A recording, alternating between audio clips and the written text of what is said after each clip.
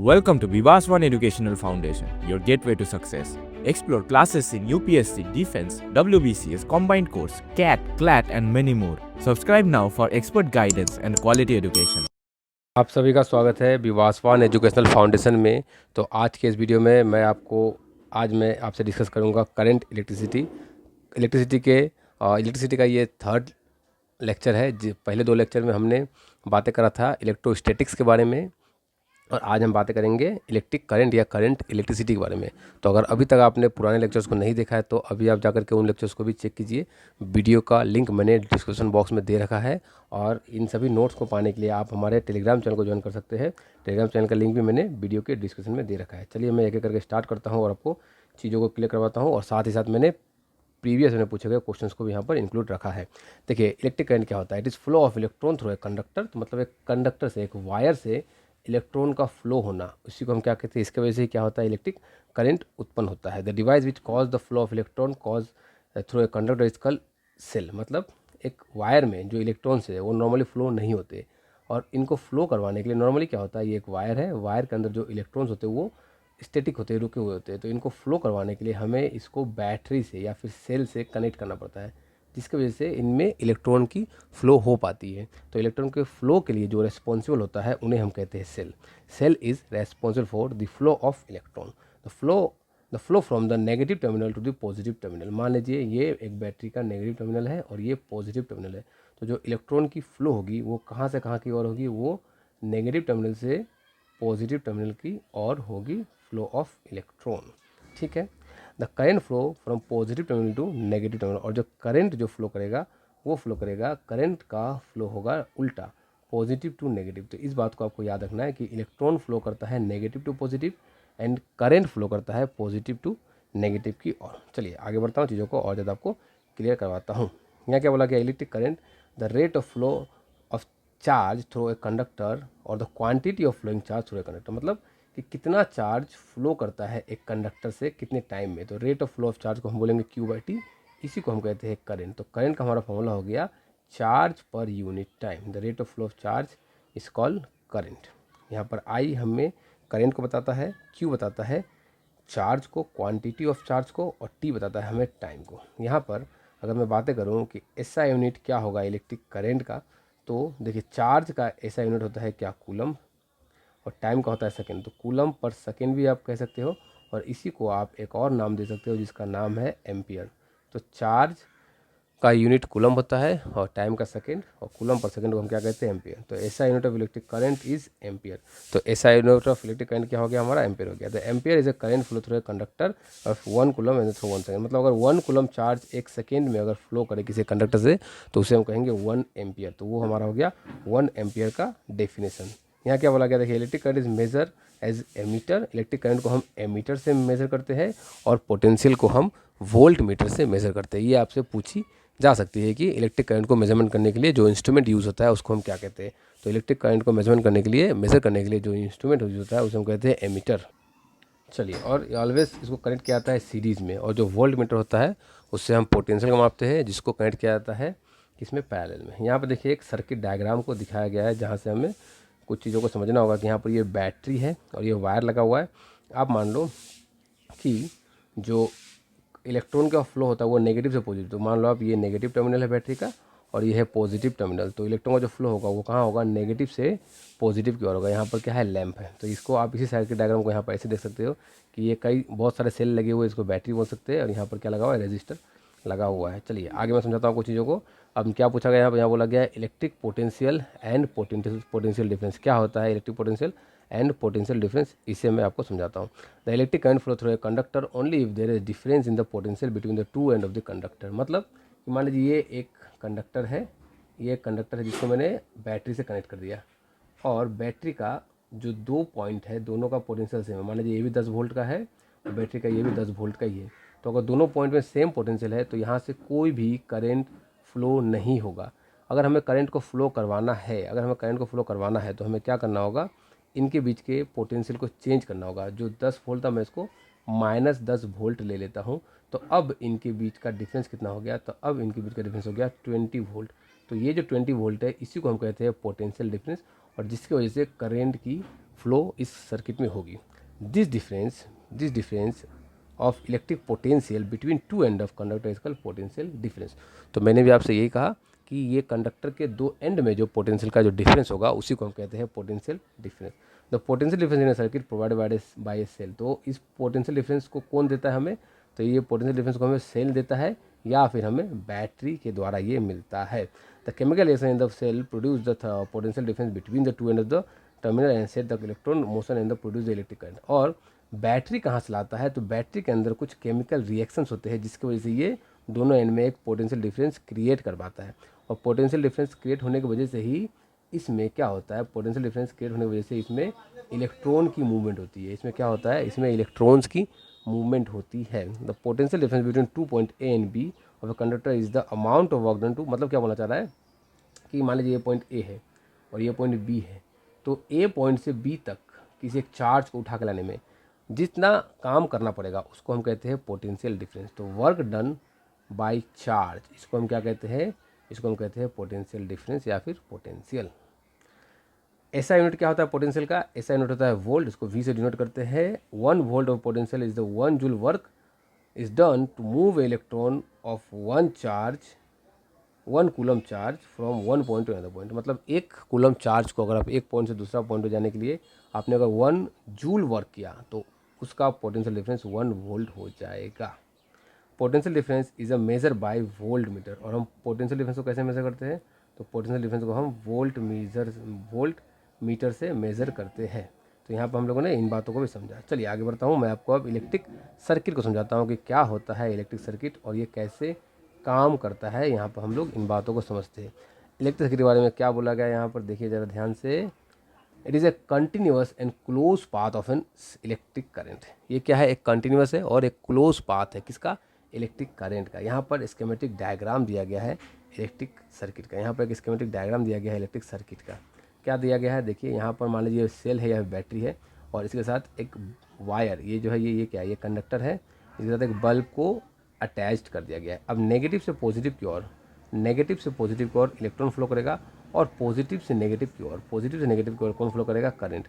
तो ये करंट का साइन था और ये था हमारा पॉजिटिव से नेगेटिव की ओर करंट का डायरेक्शन है ये। तो ये करंट का हमारा डायरेक्शन है और मैंने नेगेटिव से उल्टा इसका ठीक नेगेटिव से पॉजिटिव को और इलेक्ट्रॉन को दिखा दिया। ये है प्लग या की और ये है एमीटर जो कि करंट को मेजर करने के लिए काम में हम लेते हैं। तो ये पूरा एक क्लोज पाथ को हमने क्या नाम दिया? इस क्लोज पाथ को हमने सर्किट का नाम दिया है। यहाँ पर कुछ सिंबल है जो आपको एग्ज़ाम में बहुत ही ज़्यादा मदद करेंगे। यहाँ से काफ़ी क्वेश्चंस पूछे जाते हैं तो आपको सिंबल की पहचान होनी चाहिए। देखिए ये एक सेल है और कुछ नहीं है। ये एक प्लग है जो कि ओपन स्टेट में है ये, और ये एक बल्ब का सिंबल है। ये एक वेरिएबल रिहोस्टर का सिंबल है। ये सेल अकेला था, ये कॉम्बिनेशन ऑफ सेल है। ये प्लग ओपन था और ये प्लग क्लोज है। ये रेजिस्टर है जो वेरिएबल था, ये रेजिस्टर है जो फिक्स है, वेरिएबल नहीं है। ये एमीटर का सिंबल है और ये वोल्ट मीटर का सिंबल है। ये वायर जॉइंट का सिंबल है, ये वायर क्रॉसिंग ओवर का सिंबल है। अब यहाँ पर देखिए आपने क्या कर दिया कि कई सेल को एक साथ कनेक्ट कर दिया आपस में, जिसको बोलेंगे सेल इन सीरीज़। और अगर आपने इसी सेल को ऊपर नीचे कनेक्ट किया होता, इस तरह से ऊपर और नीचे कनेक्ट किया होता, तो इसको हम कहते हैं सेल इन पैरेलल। ये रहा, यहाँ पर सेल इन पैरेलल को भी दिखा दिया गया है। और ये एक तो सर्किट डायग्राम तो है, आपको पता ही है, ठीक है। यहाँ पर ये रेजिस्टेंस है, ये रेजिस्टेंस इन सीरीज़ है। अगर यही हम सीरीज रेजिस्टर को, यही अगर मैं रेजिस्टर को इस तरह से ऊपर नीचे प्लेस्ड कर दूँ तो ये हो जाएगा रेजिस्टर इन पैरेलल। तो ये कुछ सिंबल है जो कि आपके काम में आएगा एग्जामिनेशन हॉल में, तो ये आपको सीखना था। चलिए मैं आगे बढ़ता हूँ। अब बहुत ही इंपॉर्टेंट पार्ट में चले जाते हैं हम, जिसको बोला जाता है ओम्स लॉ। ओम्स लॉ से काफ़ी क्वेश्चंस पूछे जाते हैं। चलिए मैं आपको बताता हूँ कि क्या होता है ओम्स लॉ, इसे हम समझते हैं अच्छे से। ओम्स लॉ को क्या बोला गया ओम्स लॉ में? देखिए ओम्स लॉ बोला गया, Ohm's law is the relationship between the potential difference across a conductor and the current flowing through it. तो ओम्स लॉ हमें क्या बताता है कि जो पोटेंशियल डिफरेंस एक कंडक्टर में है और उससे जो करंट फ्लो हो रहा होता है उनके बीच में क्या रिश्ता है? तो करंट जो है वो डायरेक्टली प्रोपोर्शनल है पोटेंशियल डिफरेंस का। यानी कि अगर आप पोटेंशियल डिफरेंस को बढ़ाओ, अगर आप पावरफुल बैटरी लगाओ तो जो करंट है वो भी हमें ज़्यादा ही मिलेगा। और अगर आप ठीक इसका उल्टा करो, यानी कि आप वीक बैटरी को लगाओ, यानी पोटेंशियल को डिक्रीज़ करो, तो जो करंट है हमें वो भी कम ही मिलेगा। तो कहीं ना कहीं हमने ये समझा कि जो पोटेंशियल डिफरेंस होता है वो डायरेक्टली प्रोपोर्शनल होता है करंट का। तो ओम्स लॉ ने क्या बोला था? Current flowing through a conductor is directly proportional to the potential difference between its end provided a temperature remains constant. अगर टेम्परेचर कांस्टेंट हो तो जो करंट होता है वो डायरेक्टली प्रोपोर्शनल होता है पोटेंशियल डिफरेंस का। ये रहा यहाँ पर लिखा हुआ है। अब मैं क्या करता हूँ, यहाँ पर इस पोटेंशियल को इसको मैं V को ऐसे भी लिख सकता हूँ, V directly proportional to I। अब मैं इसको क्या करता हूँ, यहाँ से मैंने सिंपली क्या करना है कि प्रोपोर्शनल को हटा करके एक कांस्टेंट लगाना है जिसको हम कहेंगे R, और यहाँ पर ये I हो गया। अब मैं क्या करता हूँ, V बाई R को नीचे ले आता हूँ, क्या या फिर V बाई I को नीचे ले आता हूँ, और ये क्या हो जाएगा R। तो ये हमारा ओम्स लॉ है जिसको हम कह सकते हैं V is equal to I R. आप इसको इस तरह से याद रखो, potential difference is equal to current into resistance, जो कि हमारा ओम्स लॉ है। यहाँ पर भी ये से बातें करी गई है जो मैंने आपको अच्छे से यहाँ पर दिखा रखा है। अब यहाँ देखिए कि ओम्स लॉ के बारे में कुछ बातें यहाँ पर करी गई है। क्या है, setup a circuit show in a figure, diagram है जिसमें first use one cell and note the current. पहले आपको क्या करना है, एक सर्किट लेना है, पहले एक सेल को लगाना है और करंट को नोट कर लेना है। दूसरा एमीटर से आपको करंट को मेज़र कर लेना है, वोल्टमीटर से वोल्टेज को मेजर कर लेना है। ठीक है, अच्छा रिपीट करना है फिर 2 सेल को लगा करके, और फिर से आपको करंट को और वोल्टेज को मेज़र कर लेना है। फिर आपको 3 सेल को लगा के मेज़र करना है, फिर 4 सेल को लगा के मेज़र करना है। ऐसे करके जब आप मेज़र करोगे, सभी रीडिंग्स को लोगे और फिर जब उनको एक ग्राफ में प्लॉट करोगे तो आप पाओगे कि जैसे जैसे पोटेंशियल डिफरेंस बढ़ाया जा रहा है, करंट भी इंक्रीज़ करता जा रहा है। जैसे जैसे पोटेंशियल डिफरेंस बढ़ाया जा रहा है, करंट भी इंक्रीज़ करता जा रहा है, और आपको एक ग्राफ मिलेगा जो कि स्ट्रेट लाइन होगा। तो हम कह सकते हैं कि पोटेंशियल डिफरेंस और करंट का बीच में जो ग्राफ होता है वो स्ट्रेट लाइन ग्राफ होता है। Where R is constant is called resistance of a conductor, जहाँ पर V by I is equal to R मैंने आपसे कहा था, जहाँ पर ये R क्या होता है, ये R कांस्टेंट होता है जिसको हम लोग कहते हैं रेजिस्टेंस ऑफ कंडक्टर। अब रेजिस्टेंस के बारे में डिटेल में बातें करी जाए। चलिए रेजिस्टेंस को मैं स्टार्ट करता हूँ। क्या है resistance? Resistance is the property of conductor to resist the flow of current through it. मतलब रेजिस्टेंस एक कंडक्टर की प्रॉपर्टी होती है। ये क्या करता है, इसमें से कितना करंट फ्लो होना है उस करंट के फ्लो को रोकता है, वो करंट के फ्लो को बाधा डालता है। इसी को हम कहते हैं रेजिस्टेंस। जहाँ पर हमने देखा कि रेजिस्टेंस का फॉर्मूला था हमारा potential difference by current, potential difference by current, यानी कि जितना करंट कम होगा उतनी रेजिस्टेंस ज़्यादा होगी। और अगर आप रेजिस्टेंस का यूनिट की बातें करो तो रेजिस्टेंस का जो यूनिट होता है वो होता है ओम, और उसका सिंबल इस तरह का होता है। ठीक है, the potential difference across the two end of a wire 1 volt and the current flowing through is 1। अगर आप पोटेंशियल डिफरेंस को 1 ले लो और उससे जो करंट फ्लो हो रहा है उसको भी 1 एम्पियर ले लो, तो जो रेजिस्टेंस है वो क्या आ जाएगा, V बाई आई, और V भी 1 और I भी 1। तो हमारा जो रेजिस्टेंस है वो आ जाएगा 1 ओम। जो रेजिस्टेंस क्या आ जाएगा, 1 ओम आ जाएगा। ठीक है, the current flowing through resistor is inversely proportional to the resistance and is also if the resistance is double then the current gets half. यानी कि देखिए आप यहाँ देख पाओगे कि रेजिस्टेंस जो है वो इनवर्सली प्रोपोर्शनल है करंट का। तो अगर आप करंट को डबल कर दो, अगर आप रेजिस्टेंस को डबल कर दो तो करंट हाफ हो जाएगा। यहाँ बोला गया है कि अगर आप रेजिस्टेंस को डबल कर दो तो करंट जो है वो क्या हो जाएगा, हाफ हो जाएगा। ठीक है, अब कुछ बातें हैं जिस पे रेजिस्टेंस डिपेंड करता है, the factor on which the resistance of a conductor depends. और वो बातें क्या है, तो रेजिस्टेंस कुछ बातों पे डिपेंड करता है, जिसमें सबसे पहला बात है length of the conductor. Length पे डिपेंड करता है क्योंकि छोटे लेंथ वाले कंडक्टर में रेजिस्टेंस कुछ और होगा और बड़े लेंथ वाले में कुछ और होगा। दूसरा एरिया ऑफ क्रॉस सेक्शन, मतलब कंडक्टर की मोटाई पे भी रेजिस्टेंस डिपेंड करता है कि अगर दोनों की लंबाई मान लीजिए सेम है और मोटाई अगर अलग है तो भी रेजिस्टेंस कुछ और होगा, रेजिस्टेंस में कमी या बढ़ोतरी हमें देखने को मिलेगी। या मटेरियल ऑफ द कंडक्टर, आपने प्लास्टिक का वायर ले लिया या फिर आपने स्टील का वायर लिया, कि आपने निक्रोम का वायर लिया, कि आपने टंगस्टन का लिया, कि आपने गोल्ड का लिया, सिल्वर का लिया, इस बात पे भी डिपेंड करता है कि रेजिस्टेंस कितना होगा। तो resistance is directly proportional to the length of the conductor, यानी कि जितना ज़्यादा लेंथ होगा उतना ज़्यादा हमें क्या, जितना ज़्यादा लेंथ होगा वायर का उतना ज़्यादा हमें रेजिस्टेंस भी देखने को मिलेगा। अगर आप लेंथ कम करोगे तो रेजिस्टेंस भी कम होगा। और ये इन्वर्सली प्रोपोर्शनल होता है एरिया ऑफ क्रॉस सेक्शन का, यानी कि जितना ज़्यादा, इसको हम लोग एरिया ऑफ क्रॉस सेक्शन कहते हैं, इसको भी एरिया ऑफ क्रॉस सेक्शन कहेंगे। तो जितना ज़्यादा एरिया ऑफ क्रॉस सेक्शन होगा उतना ही कम होगा रेजिस्टेंस। और अगर आप इस दोनों को एक साथ कंपेयर करो तो ये क्या हो जाएगा, is directly proportional to L by A.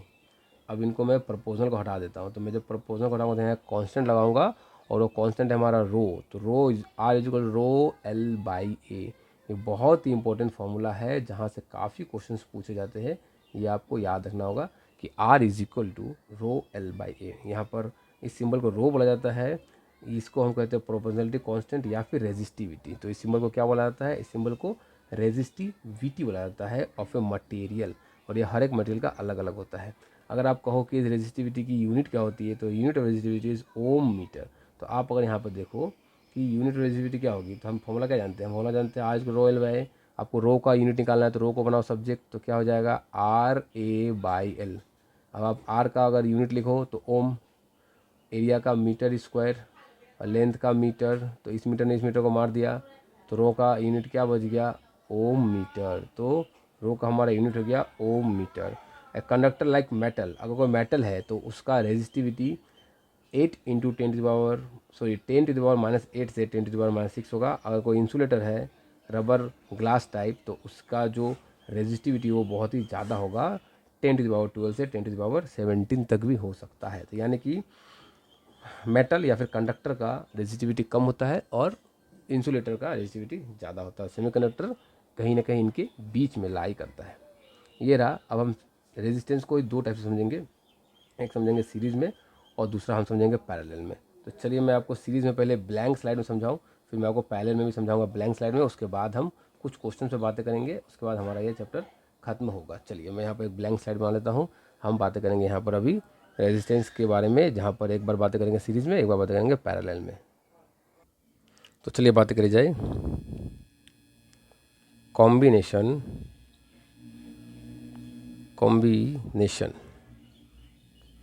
Of resistance.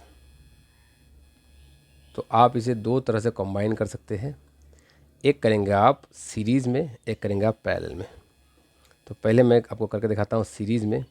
मान लीजिए एक रेजिस्टेंस है जिसकी जो R1 है और ये ऐसे तीन है R1, R2 और R3, और यहाँ पर एक बैटरी लगा गया है जिसका पोटेंशियल V है। तो ये हो गया हमारा R1, R2, R3। अब सीरीज़ में क्या होता है, यहाँ पर जो करंट होगा I1, यहाँ जो करंट होगा I2, यहाँ जो करंट होगा I3, यहाँ पोटेंशियल होगा V1, यहाँ पोटेंशियल होगा V2, यहाँ पोटेंशियल होगा V3। अब सीरीज़ में क्या होता है, इन सीरीज़ आप इसको ऐसे समझ सकते हो, इन सीरीज़ जो करंट होते हैं I1 is equal to I2 is equal to I3 is equal to I, ये सभी सेम होते हैं। मान लीजिए यहाँ से I करंट निकला तो सभी रेजिस्टेंस में इक्वल करंट ही जाएगा, ठीक है। अब मैं अब क्या जानता हूँ, फॉर्मूला क्या जानता हूँ कि V is equal to IR। तो अब यहाँ पर अगर पूरा वोल्टेज V है तो यहाँ पर होगा V1, यहाँ पर V2। मैं इसको पेन का ज़रा कलर चेंज कर लूँ तब आपको ज़्यादा अच्छे समझ में आएगा। यहाँ अगर पूरा रेजिस्टेंस V है तो यहाँ V1, V2, V3। तो V जो टोटल है वो क्या होगा, V1 plus V2 plus V3 होगा। अब हम जानते हैं कि I इजकल टू R है, V इजकल टू IR है, तो V1 इजकल टू क्या होगा I1 R1। तो इस तरह से आप सभी V को रिप्लेस करो। तो मैं अब क्या करता हूँ, यहाँ पर रिप्लेस करता हूँ। तो सबसे पहले मैं इस V को करता हूँ I1 R1 प्लस इसको ही कर देता हूँ IR से I2 R2 plus I3 R3। यहाँ पर आपने अभी भी देखा रेजिस्टेंस में कि सभी जो I है, ये सभी I है, ये इक्वल है। तो मैं यहाँ क्या कर सकता हूँ, सभी को इक्वल मान सकता हूँ। तो मैं यहाँ पर इसको I बोलता हूँ और यहाँ पर I यहाँ से कॉमन ले लेता हूँ। तो क्या हो जाएगा, अंदर R1 plus R2 plus R3 बच जाएगा। अब इस I से इस I को कैंसिल कर देता हूँ, तो R इक्विवेलेंट जो कॉम्बिनेशन ऑफ रेजिस्टेंस आएगा वो क्या आएगा, R1 plus R2 plus R3 हमारा आ जाएगा। तो ये हमारा हो जाएगा R इक्विवेलेंट का फॉर्मूला फॉर सीरीज़ कनेक्शन। तो इसी पर आपको क्वेश्चंस कैसे पूछे जाएंगे, तो आपको इस तरह से क्वेश्चन भी पूछे जा सकते हैं। मैं आपको एक क्वेश्चन को भी यहाँ पर करके दिखा देता हूँ ताकि आपको चीज़ें क्लियर रहे कि इस तरह से आपको एक सीरीज़ में एक कुछ कॉम्बिनेशन ऑफ रेजिस्टेंस को दे दिया गया और यहाँ पर 10 वोल्ट का पोटेंशियल डिफरेंस दे दिया गया। यहाँ R1 की वैल्यू मान लीजिए 10 ओम, R2 की वैल्यू मान लीजिए 5 ओम और R3 को आप मान लीजिए 20 ओम। और आपसे पूछा गया कि R इक्विवेलेंट कितना। तो आप यहाँ पर बड़े आसानी से R इक्विवेलेंट को कैलकुलेट कर सकते हो। कहाँ गया ये, देखिए ये आप बड़े ही इक्विवेलेंट को, R इक्विवेलेंट क्या होता है, R1 plus R2 plus R3। R1 को बैठाओ जो कि मैंने दिखाया 10 था, ये 5 और ये 20, तो कितना हो गया ये 10 15 35, तो total resistance is R equivalent is 35। तो इस तरह के क्वेश्चंस आपको आसान क्वेश्चन भी एग्जाम में देखने को मिलते हैं, आप इसको आराम से सॉल्व कर सकते हो एग्जामिनेशन हॉल में। चलिए मैं अब बातें करता हूँ, सीरीज में हमने बातें कर लिया, अब मैं बात करूँगा combination of resistance in parallel. तब हम क्या में बातें करेंगे, अब हम बातें करेंगे पैरेलल कनेक्शन में। तो चलिए पैरेलल कनेक्शन की बातें करी जाए, पैरेलल कनेक्शन की बातें करी जाए। देखिए पैरेलल में क्या होगा कि जो चीज़ें हैं वो इस तरह से कनेक्टेड होंगी, ठीक है। ये एक आप मान लीजिए, दूसरा ये 3 रेजिस्टेंस को मैंने इस तरह से कनेक्ट कर दिया ऊपर नीचे। यहाँ पर मान लो V वोल्ट है, यहाँ इसका रेजिस्टेंस है R1, इसका है R2, इसका है R3। अब मैं अलग अलग पेन से आपको बता दूँ कि यहाँ पर मान लीजिए V1 है, V2 है, V3 है और टोटल वोल्ट V है। यहाँ से करंट चला I, यहाँ पहुँचा I1, यहाँ पहुँचा I2, यहाँ पहुँचा I3। जिस तरह से सीरीज़ में हमने देखा था कि करंट सेम होता है, उसी तरह से पैरेलल में क्या सेम होता है, in parallel V1 is equal to V2 is equal to V3 is equal to V। तो हमने क्या देखा कि पैरेलल में क्या होता है, हमारा वोल्टेज या पोटेंशियल सेम होता है और सीरीज़ में करंट सेम होता है। और फिर से आप अगर पुराने फॉर्मूले में चलो तो V इज इक्वल टू क्या होगा, IR। और यहाँ पर हमने क्या देखा कि ये सब सेम है, तो करंट जो है वो सेम नहीं होगा। करंट क्या होगा, I is equal to I1 plus I2 plus I3। आपको याद रखना है कि पोटेंशियल सेम होगा सीरीज़ में और करंट सेम होगा, पोटेंशियल सेम होगा पैरेलल में और करंट सेम होगा सीरीज़ में। तो हमने यहाँ पर करंट को इसको इक्वेट कर दिया, तो V इज इक्वल टू अगर IR है तो I इज इक्वल टू क्या हो जाएगा, V बाई आर। तो मैं यहाँ भी बनाता हूँ V बाई आर, यहाँ V1 लिखूँ तो V1 लिखूँ या V लिखूँ, बात तो एक ही, क्योंकि सभी इक्वल है। तो मैं यहाँ पर V लिखता हूँ V बाई R1 प्लस इसको R इक्विवेलेंट लिखता हूँ V by R2 plus V by R3। अब मैं यहाँ से V को कॉमन ले सकता हूँ, तो क्या हो जाएगा, V is equal to V common, तो ये हो गया 1 by R1 plus 1 by R2 plus 1 by R3। इस V ने इस V को मारा तो क्या बच गया यहाँ पर 1 by R equivalent is equal to 1 by R1 plus 1 by R2 plus 1 by R3। तो ये हमारा बन गया formula for combination of resistance in parallel. तो हमने अभी 2 फॉर्मूलों को देखा। एक फॉर्मूले को क्या देखा, मैंने आपको दिखाया सीरीज़ में क्या होता है, R इक्विवेलेंट होता है R1 plus R2 plus R3। Parallel में क्या होता है, ये पैरेलल में होता है R equivalent is equal to 1 by R equivalent is equal to 1 by R1 plus 1 by R2 plus 1 by R3। ये मैंने आपको बताया। मैंने आपको कुछ क्वेश्चंस भी, एक क्वेश्चन करवाया, पैरेलल के क्वेश्चंस भी बहुत आसान होते हैं, यहाँ पर दिए गए हैं, मैं आपको जरूर करवाऊंगा। आप लेक्चर में बने रहिए और पूरी चीज़ों को देख के जाइए, तो आपको समझ में बहुत ही आसानी से आ जाएगा। तो कहाँ थे हम, रेजिस्टेंस इन सीरीज़ कनेक्शन, जहाँ पर अभी हमें सभी रीड करना है, क्योंकि हमने ऑलरेडी चीज़ों को समझ लिया है ब्लैंक स्लाइड में। तो इस तरह से अगर रेजिस्टेंस लगे रहेंगे जिसको रेजिस्टेंस इन सीरीज़ बोला जाएगा। यहाँ R1, R2, R3 और पोटेंशियल यहाँ पर अलग अलग होते हैं, इसलिए यहाँ पर इस तरह से किया गया है V equal to V1 plus V2 plus V3। और सभी जगह पर करंट सेम होंगे I और I। तो क्या बोला गया, where 3 resistance R1, R2, R3 are connected in series across AB, the current in all the resistance are same is the same. तो मैंने क्या बोला आपको कि हर एक रेजिस्टेंस में जो करंट होगा वो क्या होगा, सेम होगा, उसमें कोई डिफरेंस नहीं आएगा। तो टोटल वोल्टेज जो है उसको आपको प्लस करके निकालना होगा, जिसका कि मैंने यहाँ पर निकाल के दिखाया है। अब आप यहाँ से अगर फॉर्मूला लगाओगे तो जो कि डेरिवेशन यहाँ पर नहीं करके दिया गया है, मैंने आपको ब्लैंक स्लाइड में डेरिवेशन कर दिया कि R equivalent is equal to या R total is equal to R1 plus R2 plus R3। ये मैंने आपको बताया है, अभी डेराइव करके दिखाया। तो यहाँ पर ये, अब अगर आप पैरेलल में चलो तो सीरीज रेजिस्टर इन पैरेलल, जो कि ऊपर नीचे करके देना पड़ता है, और हर जगह पर पोटेंशियल सेम होगा, V और V होगा, और करंट डिफरेंट होगा, I1, I2 और I3 होगा। तो अब आपको इसको करंट से इक्वेट करना होगा। तो यहाँ पर चीज़ें कैसी दिखेंगी, कुछ ऐसी हो जाएंगी। देखिए ये हर एक जगह पर R1, R2, R3 है, जो कि पैरेलल कनेक्शन में कनेक्टेड है, और वोल्टेज जो है हर एक रेजिस्टेंस में क्या होगा, सेम होगा। और मगर जो करंट है उसको आपको सम करके निकालना होगा हर एक ब्रांच का। आप इसके ऊपर जब पुट करोगे तो आपको फॉर्मूला मिल जाएगा 1 by R equivalent is equal to 1 by R1 plus 1 by R2 plus 1/R3 आपको मिल चुका है। चलिए यहाँ पर देखिए ये सीरीज़ में दिखाया गया है, ये कनेक्शन पैरेलल में दिखाया गया है। यहाँ पर देखिए अब हमारे पास एक क्वेश्चन आ चुका है। ये क्वेश्चन एनडीए 2014 में पूछा गया था। चला देखो इस क्वेश्चन में क्या बोला गया है। To to to connecting wire A and B are made up of same material. If the length of wire B is twice than the length A and the radius of circular cross section A is twice than the B, then the resistance RA and RB। तो हमें क्या पूछा है, हमें पूछा है RA and RB का जो रेशियो है वो हमसे पूछा गया है। चलिए बहुत ही आसानी से इसको हम निकाल सकते हैं, कोई इसमें बड़ी बात नहीं है। चलिए निकाला जाए। चलिए इसको सॉल्व करता हूँ। पहले मैं ज़रा इसको कोने से सॉल्व करना स्टार्ट करता हूँ। आप लोग ज़रा देखिएगा क्वेश्चन को, कुछ हार्ड क्वेश्चन नहीं है। हमसे RA/RB पूछा गया है, ये क्वेश्चन मार्क है। मैं एक एक करके सॉल्व करता हूँ। पहले मैं क्या करता हूँ, RA को निकालता हूँ। चलिए RA रेजिस्टेंस क्या होता है, ए के लिए निकाल रहा हूँ, ρL/A होता है, मतलब एरिया ऑफ क्रॉस सेक्शन। आजकल ρL/A। तो अगर मैं RA निकालूँ तो रो तो फिक्स है।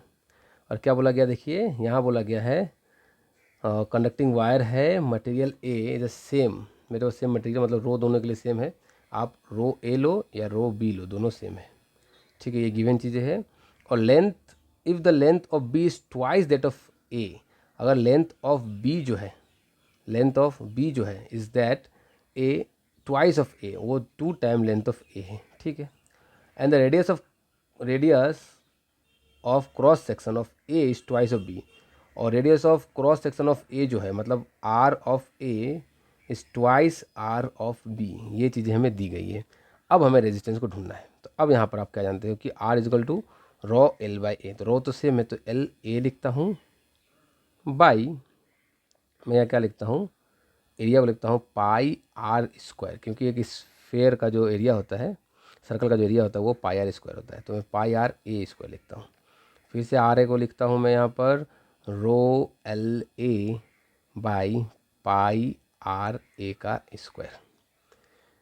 अब यहाँ पर सब कुछ लिखा हुआ है, मैं इसको रिपीट नहीं करूँ फिर भी काम चल जाएगा। हमारा ये RA निकल के आया। अब RB को लिख लेता हूँ यहाँ पर, RB is equal to ρLB/πr²। अब मैं किसी एक को रिप्लेस करूँगा किसी एक के टर्म में, यानी कि मैं या तो ए को बी के टर्म में रिप्लेस करूँगा या फिर बी को ए के। तो चलिए बी को ही मैं ए के टर्म में रिप्लेस करता हूँ। तो RB में मैं ए का सब कुछ लिखूँगा, तो रो लिख दूँगा, LB की जगह लिखूँगा, LB नहीं लिख करके मैं लिखूँगा 2LA, क्योंकि वो उसके 2 टाइम होता है, तो मैं इसको यहाँ पर लिख सकता हूँ। तो यहाँ मैं लिखूँगा 2LA बाई, पाई को पाई लिखूँगा, और RB² नहीं लिख के लिखूँगा मैं RA/2 का होल स्क्वायर, क्योंकि यहाँ पर अगर इसको मैं इधर ले जाऊँ तो RB बन जाएगा, और ये RA/2 का होल स्क्वायर मैंने यहाँ पर लिख दिया। तो ये मेरा हो चुका है। अब RB क्या हो चुका है, RB मेरा हो चुका है ρ2LA/πRA² जो नीचे था, मैंने इसको ऊपर उठा के यहाँ पर डायरेक्टली 4 लिख दिया, और ये 4 और ये 2 मिला करके मैंने इसको 8 कर दिया। तो ये 8 कहाँ से आया आपको पता होना चाहिए। तो ये दोनों चीज़ों को मैंने कैलकुलेट कर लिया है। अब मैं दोनों को यहाँ पर पुट करके सिर्फ कैलकुलेशन को करके आसानी से निकाल लूँगा। तो RA/RB हमसे मांगा गया, एक बार चेक कर लूँ, हाँ RA एंड RB मांगा गया है, ठीक है। तो RA हमारा क्या निकल चुका है, यहाँ से देखिए ρLA/πRA², और RB क्या निकला है हमारा यहाँ से, तो आप यहाँ से देख पाओगे ρ8LA, और आप ये नीचे वाला ऊपर चला जाएगा πRA²। यहाँ से जो भी चीज़ें सिमिलर है उनको काट देना है। रो से रो कट गया, LA से L कट गया, पाई से पाई कट गया, RA² से RA² कट गया। तो RA/RB जो है हमारा वो आ गया 1/8, दैट इज़ 1:8 का हमारा आंसर है। मैंने स्टेप बाय स्टेप आपको समझाया है। अगर आपको समझने में कहीं पे दिक्कतें हुई है तो आप ज़रूर कमेंट में मुझे बताइए, मैं इसको एक बार आपके लिए ज़रूर रिपीट कर दूंगा, या आप वीडियो को रिपीट करके भी देख सकते हैं। तो हमारा इसी के साथ इस क्वेश्चन का आंसर हो जाएगा ऑप्शन सी। इसको बहुत ही आसानी से हम सॉल्व कर सकते हैं। चूँकि मैं आपको सिखा रहा हूँ तो मैंने बहुत स्लो आपके साथ चलते हुए इसको सॉल्व करा है। नेक्स्ट क्वेश्चन जो कि ये भी 2014 में ही फेज़ 2 में पूछा गया था, NDA इसमें क्या बोला गया, which of the following are correct parameter of the common domestic power supply in India. तो जो कॉमन डोमेस्टिक पावर सप्लाई जो इंडिया में होता है उसका कॉमन पैरामीटर क्या होता है, तो ये होता है 220 वोल्ट होता है और 50 हर्ट्ज के फ्रीक्वेंसी पे काम करता है। तो 220 वोल्ट एंड 50 हर्ट्ज की फ्रीक्वेंसी हमें यहाँ दिख रही है ऑप्शन बी में। तो इस क्वेश्चन का सही आंसर हो जाएगा option B, that is 220 volt and 50 hertz frequency. Which one of the following circuit element is an active component. इसमें से कौन सा सर्किट एलिमेंट एक क्या है, एक्टिव कंपोनेंट है। तो जो ट्रांजिस्टर है, ट्रांजिस्टर ये क्या है, एक एक्टिव कंपोनेंट जैसा एक्ट करता है। तो ये क्वेश्चन भी 2014 का था और बहुत ही आसान सा क्वेश्चन था, हमने इसे भी सॉल्व कर लिया है। मैच द फॉलोइंग टाइप के क्वेश्चंस आ चुके हैं आपके सामने। क्या बोला गया यहाँ पर, ये देखिए आप कुछ यूनिट्स दिए हुए हैं, इनको आपको क्रॉस मैच करवा करके सही आंसर को निकाल के टिक मारना है। ऐसे क्वेश्चंस आसान होते हैं, बस आपको थोड़ा सा ध्यान रखना होता है, चीज़ें आसानी से सॉल्व हो जाती है। तो लाइट ईयर जो है वो डिस्टेंस का यूनिट है, तो हमारा ए का बन चुका है 3, ए का 3। चलिए उसके बाद amount of material is the mole, उसका यूनिट मोल होता है, तो हमारा बी का हो चुका है 1। इसके बाद अगर हम चले अमाउंट ऑफ इलेक्ट्रिक चार्ज जो कि कूलम होता है, तो हमारा सी का बन चुका है 2, सी का बन चुका है 2। और एनर्जी का होता है वाट, तो हमारा डी का बन चुका है 4। 3 1 2 4, तो ए का 3 1 2 4 पहला ही ऑप्शन मुझे दिख गया, 3 1 2 4 बिल्कुल सही ऑप्शन, यही हमारा सही होगा। 3 1 2 4 इज आवर करेक्ट आंसर। चलिए अब मैं चीज़ों को आगे बढ़ाता हूँ। 3 1 2 4 बिल्कुल सही है, 3 1 2 4। चलिए आगे बढ़ता हूँ। नेक्स्ट क्वेश्चन है, ये क्वेश्चन 2016 में पूछा गया था एनडीए एग्जाम में। क्या बोला गया इसमें, simple circuit contain 12 volt battery. एक सिंपल सर्किट है जिसके पास 12, जिसमें 12 वोल्ट के बैटरी से कनेक्टेड है। ठीक है, कोई प्रॉब्लम नहीं हमें। तो यहाँ पर मैं गिवन लिख लेता हूँ कि वोल्टेज जो है हमें वो दिया गया है 12 वोल्ट बैटरी। ठीक है, और उसका रेजिस्टेंस है वो कितना है, रेजिस्टेंस है 24 ओम, यहाँ पर दिया गया रेजिस्टेंस 24 ओम। ठीक है, when you turn on the switch the ammeter connect in the circuit. जो एमीटर कनेक्ट है वो कितना करंट को मेजर करेगा, तो हमसे करंट पूछा गया, क्योंकि एमीटर बोल दिया गया। देखिए करंट डायरेक्ट नहीं बोला गया है, एमीटर की रीडिंग मांगी गई है। तो अगर आप एमीटर को ध्यान से समझो, तो मैंने आपको थोड़ी देर पहले बताया कि एमीटर क्या रीड करता है, तो एमीटर करंट रीड करता है। तो V इजकल टू क्या था फॉर्मूला हमारा, V इजकल टू IR था, और I इजकल टू क्या होता है, तो I इजकल टू होता है V/R। अभी हमने देखा यहाँ पर कि V वोल्टेज दिया गया है 12 और ये दिया गया है 24। अगर आप इसको काटो तो ये आ जाएगा हमारा 1/2, दैट इज़ 0.5 एम्पियर के इक्वल आ जाता है। तो हमारा आंसर हो जाएगा option A, that is 0.5 ampere.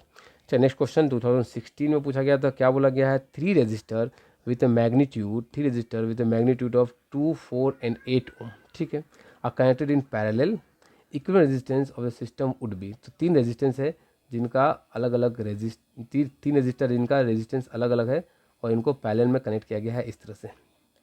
ठीक है, एक है 2, एक है 4 और दूसरा है 8। इनका जो इक्विवेलेंट रेजिस्टेंस है वो क्या आएगा, तो इक्विवेलेंट रेजिस्टेंस क्या निकालते हैं हम लोग, इसको पैरेलल को कैसे निकाला करते हैं, तो पैरेलल के लिए 1/R equivalent is equal to 1/R1 plus 1/R2 plus 1/R3। इस तरह से हम लोग कैलकुलेट किया करते थे, मैंने आपको अभी आपको इसको दिखाया। तो आपको क्या करना है, 1/2 प्लस 1/4 प्लस 1/8 कॉमन लेंगे एलसीएम, तो आएगा हमारा 8 से ये कट जाएगा, तो बच जाएगा हमारा 4 प्लस 2 प्लस 1, 4 2 6 7/8 आ चुका है। इसको आप इन्वर्स करोगे क्योंकि R 1/R था 7/8, तो R जो आएगा वो कितना आएगा, तो R आएगा हमारा 8/7, जो कि 1 से ज़्यादा आ रहा है, जो कि 1 पॉइंट समथिंग आ रहा है। 8/7 1.44 आ रहा है, कितना आ रहा है, 1.4 के आसपास आ रहा है। लेस देन टू तो है, बात तो सही है, मोर देन 2 नहीं, 14 ओम नहीं, तो ऑप्शन ए हमारा सही हो जाएगा, that is less than 2 ohm. Less than 2 ohm की हमारा सही आंसर हो जाएगा। नेक्स्ट क्वेश्चन क्या बोला गया है, इस सर्किट को समझिए। सर्किट तो सिंपल हमारा पैरेलल कनेक्शन का है, 2 4 6 दिए गए हैं और यहाँ पर 8 है। द इक्विवेलेंट रेजिस्टेंस हमसे मांगा गया, बहुत ही आसान सा क्वेश्चन है। 2 4 8 का अगर आप इक्विवेलेंट निकालना चाहो तो 1/2 लिखो, 1/4 लिखो, 1/6 लिखो। आप इसका एलसीएम लो। अगर आप एलसीएम लोगे तो मैंने आपको ऑलरेडी बता रखा है कि आप ये 6 इसका एलसीएम आएगा, ये हो जाएगा 3, ये आप इसको काटोगे तो 3 हो जाएगा। अच्छा मैंने ये एलसीएम को ही गलत ले लिया, तो ये होगा 12, तो 12 से डिवाइड करोगे तो ये हो जाएगा 6, ये हो जाएगा 4 3 जा, ये हो जाएगा 2, तो हमें मिल जाएगा 6 3 9 9 एंड 2 11 11/12 हमें मिल जाएगा 1/R इक्विवेलेंट। तो जो R इक्विवेलेंट होगा वो कितना होगा, तो R इक्विवेलेंट इस सर्किट के लिए सिर्फ, हाँ, वो क्या होगा हमारा 12/11। तो ये सर्किट हो गया हमारा 12/11 पूरा का पूरा 12/11, और ये हो गया 8। अब ये सर्किट जो है ये 12/11 और ये 8 ऐसे कुछ देखेंगे सीरीज़ में, ये हो गया 12/11 और ये हो गया 8। अब इनको अगर आप सीरीज़ में कनेक्ट करोगे तो सीरीज़ में क्या होता है, R इक्विवेलेंट R1 + R2। तो यहाँ पर हमारा हो गया 12/11 + 8। तो आप इसको आराम से इसको कैलकुलेट कर सकते हो, 12/11 × 8 क्या आंसर हो जाएगा हमारा। ये बहुत ही आसानी से आप इसको कैलकुलेट कर सकते हो। चलिए करता हूँ। इसके नीचे कुछ नहीं तो 1 ले लो, 1 लेके इसको एलसीएम लो, 11 ये 12 ये हो जाएगा 8 तो हो जाएगा 20 12 8 20/11। या आप इसको यहाँ पर ऐसे भी छोड़ सकते थे। आप इसको डिवाइड कर लो 20 11 एक बार में 11 यहाँ 9, तो ये क्या हो जाएगा हमारा, ये हमारा ऊपर में इसको मैं लिख देता हूँ कि 9 यहाँ रहेगा 1/11, सॉरी ये होगा 9/11। तो हमारा आंसर आ चुका है, जो कि जगह की कमी की वजह से मैं बोल रहा हूँ 1.9/11। ये हमारा बिल्कुल सही आंसर है, जो कि यहाँ पर थोड़ी सी मिस्टेक हो चुकी है, आप प्रिंटिंग मिस्टेक मान के ये इसका सही आंसर होगा। बिल्कुल सही है, आपको इसके लिए कुछ भी सोचने की ज़रूरत नहीं है, क्योंकि ये 100% सही आंसर है। चलिए मैं आगे बढ़ता हूँ, चीज़ों को और आपके लिए क्लियर करवाता हूँ, आप इसको समझिएगा। यहाँ पर हमें पूछा नेक्स्ट दिया गया है इलेक्ट्रिक एनर्जी एंड पावर के बारे में बातें करी गई है। तो work done to maintain the flow of current through a conductor, एक कंडक्टर के में करेंट के फ्लो को बनाए रखने का जो वर्क डन करना पड़ता है वो हम उसको हम क्या कहते हैं, इलेक्ट्रिक एनर्जी। तो एनर्जी वर्क क्या है, वर्क क्या है, वर्क है कि कितना करंट चार्ज को हमने फ्लो कर रखा है, कितना वोल्टेज दिया है। और चार्ज क्या होता है I × T और V वोल्ट। तो आप यहाँ से I को आप ऐसे कर सकते हो। देखिए मैं इसको मिटाता हूँ, ठीक है, क्योंकि ये मैंने आपको समझा दिया ऑलरेडी, तो मैं आपको मिटा करके यहाँ पर आपको समझाता हूँ। देखिए कि वर्क क्या हो गया, चार्ज इंटू वोल्टेज, और चार्ज क्या होता है, current into time into voltage, और करंट क्या होता है V = IR, तो I × R, ठीक है, इंटू आप इसको ऐसे कर दो I × R कर लो, या फिर आप इसको ऐसे कर लो V = IR, तो I को यहीं रहने दो, टाइम को रहने दो, इसको कर दो आप IR। तो ये I और ये I हो गया I² × R × T। तो जो वर्क है वो हो गया I² RT। तो ये हमारा फॉर्मूला हो चुका है। यहाँ से मैंने आपको इसको ड्राइव करके दिखा दिया कि कैसे ये फॉर्मूला को कैलकुलेट किया जाता है। और जो यूनिट ऑफ करंट एनर्जी होती है, जो यूनिट ऑफ एनर्जी होती है वो क्या होती है, जूल। अब पावर क्या होता है, पावर होता है वर्क बाय टाइम। तो आप ध्यान समझिए, the rate of doing work is called power. आपको पता ही है, तो पावर क्या होता है, वर्क बाय टाइम। यहाँ पर देखिए वर्क बाय टाइम दिया गया है, और वर्क अभी हमने देखा I² RT, और नीचे में एक टी, तो इस टी ने इस टी को मार दिया होगा, तो पावर क्या हो चुका होगा, पावर हो चुका होगा I² R, क्योंकि टी तो नहीं है, क्योंकि टी को तो इसने मार दिया। तो यहाँ पर हो गया हमारा पावर का फॉर्मूला I² R, या फिर I × V भी आप पावर का फॉर्मूला कह सकते हैं। और पावर का यूनिट जो होता है वो होता है वाट। तो यहाँ पर हमने चीज़ों को समझ लिया। अब 1000 वाट को हम एक और नाम देते हैं 1 किलोवाट, और 1 किलोवाट आवर को हम नाम देते हैं 1000 वाट × 3600 सेकेंड, जिसको हम बोलते हैं 3.6 × 10⁻⁶ जूल। इसको हम बोलते हैं 1 किलोवाट आवर, जो कि एक कॉमर्शियल यूनिट के जैसा भी बिहेव करता है पावर का, जिसके बेसिस पे आपके घरों में बिजली की बिल भेजी जाती है। ठीक है, अब देखिए यहाँ पर एक और क्वेश्चन दिया गया है, जो कि NDA 2018 में पूछा गया था। चलो देखिए क्या है क्वेश्चन में, ये R क्या हो जाएगा 1/R + 1/R। तो ये क्या हो जाएगा, नीचे R कॉमन 2, तो ये हो जाएगा R/2। तो ये हमारा कितना हो गया, R/2 हो गया। ये एक R है, तो अब ये कैसा दिखता होगा, यहाँ एक रेजिस्टेंस होगा, यहाँ एक रेजिस्टेंस है, और यहाँ एक रेजिस्टेंस और है, तो ये कुछ ऐसा दिखता है। तो ये हमारा हो गया R/2, ये R और ये R। अब ये दोनों आपस में सीरीज़ में, ये पैरेलल में, दोनों पहले कैलकुलेट कर लेते हैं हम लोग। इनको पहले मैं सीरीज़ में कैलकुलेट कर लेता हूँ। 1/R equivalent is equal to 1/R।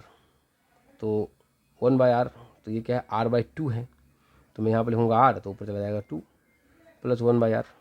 तो R और R तो कॉमन आ गया, तो ये R हो गया, ये हो गया 2 + 1, तो ये हमारा हो गया R/3। तो ये सर्किट जो है, ये दोनों मिला करके ये हो गया R/3। 3। तो अब हमारे पास एक है r/3, ये दोनों मिला के कितना हो गया r/3, ये r/3 हो चुका है और नीचे वाला हो चुका है r। तो अब आप जोड़ दो सीरीज़ में डायरेक्टली, r/3 के साथ r को जोड़ दो, 1 है नीचे, कुछ नहीं तो कॉमन 3 और ये r 2r, तो 2r/3 हमारा 3 कॉमन आ चुका है और r मिला के 2r।